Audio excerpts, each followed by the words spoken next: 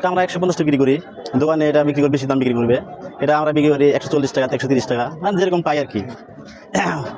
এটা একই রেট আর কি, স্বাভাবিক।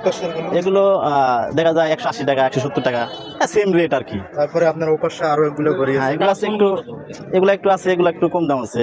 এটা 120 টাকা হলে দিয়ে দেয়, হয়তো 150 টাকা বিক্রি করি। ওটা আপনার সময় সুযোগ বুঝে।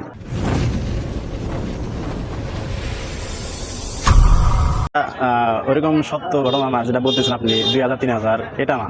কোনোদিন আসে হয়তো, কোনোদিন 500 টাকা হয়, কোনোদিন 1000 টাকা হয়, কোনোদিন 200 টাকা হয়। এটা ব্যবসা খাতে বলা যাবে না, পার ডে ডেলি এক হবে তা হয় না।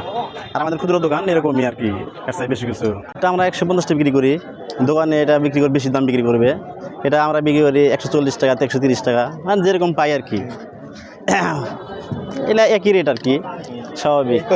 এগুলো দেখা যায় 180 টাকা 170 টাকা, সেম রেট আর কি। তারপরে আপনার ওপাশে আরো এগুলো ঘড়ি হ্যাঁ, এগুলো আছে একটু, এগুলো একটু আছে, এগুলো একটু কম দাম আছে।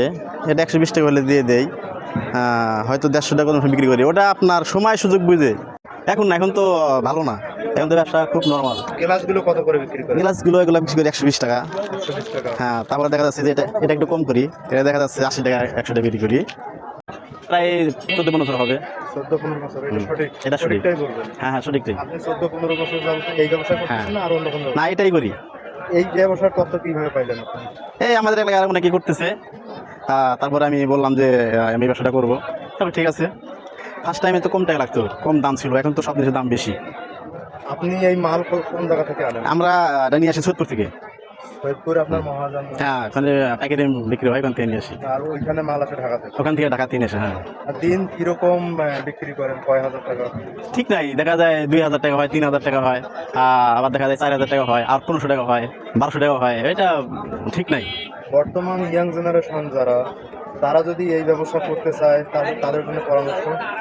তাদের জন্য পরামর্শ, এই অল্প টাকা হবে না, কত টাকা লাগবে?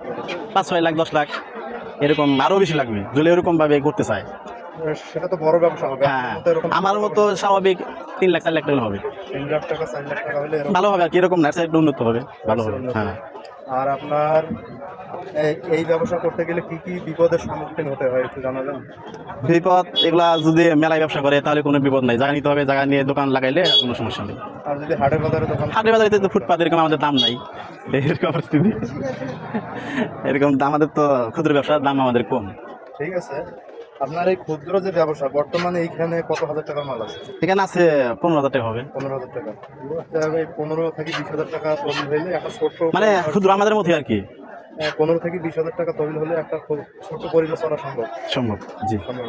তাহলে দোকান দিয়ে করে তাহলে তো তাহলে ভালো, কিন্তু আবার যদি ওইরকম ইয়া থাকে, আলসা ধরনের হয়, তাহলে তো হবে না। আর একটা সমস্যা, সেটা হচ্ছে যে এই পণ্যগুলো কি নষ্ট হয়? হ্যাঁ, হয়, অনেক হয়, আপনার নষ্ট অনেক হয়। কিরকম নষ্ট হয়, বছরে কিরকম লস যায়?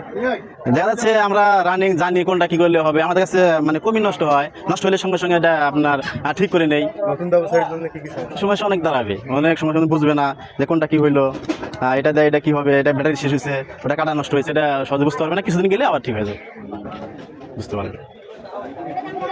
আপনার নাম কি? আমার নাম মোহাম্মদ মইনুল হক। বাড়ি? বাড়ির দক্ষিণ চরে কুড়িগ্রাম পাড়া, নীলফামারী সদর। পরিবারের কতজন সদস্য আছে? সদস্য আছে আপনার 5 জন। 5 জন। কয়জন ছেলে কয়জন মেয়ে? 2টা ছেলে 1টা মেয়ে। বিয়ে হয়েছে কারো? না। সবাই। এই ব্যবসা দিয়ে পরিবার চলে? চলে, পাশাপাশি আমি ধান লাগাই, দেখা যায় যে আর কি। হ্যাঁ, কাজ করি না, আমি কোনো কাজ করি না, শুধু এটাই। নিজের দেখা যায় বাড়িতে 2-1টা গরু পালি, অথবা প্লাস ওর সাথে আপনার ধান লাগাইছি 1 বিঘা, এবার লাগাইছি 2 বিঘা। এই পাশাপাশি আল্লাহ দিলে ভাবে আর কি চলে, টাইম আর কি, আলহামদুলিল্লাহ। আচ্ছা, ঠিক আছে ভাই, ভালো থাকবেন।